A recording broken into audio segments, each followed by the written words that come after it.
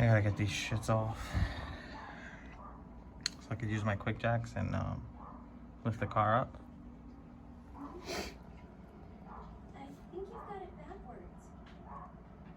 I think that's just like a 12 or 13.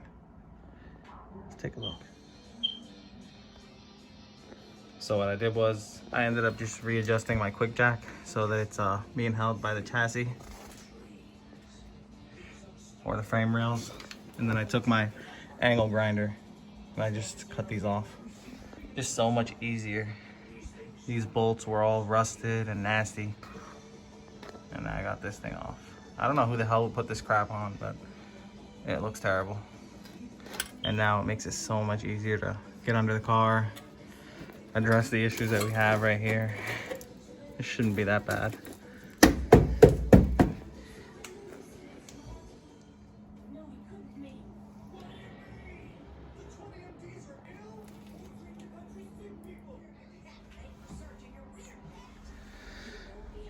For some reason, the guy I bought the car from, he didn't have the key. So now I have to figure out a way either to reuse some of the parts from this steering wheel and this column. Apparently he said that this column is in bad shape. But I'm gonna take a look at that a little deeper.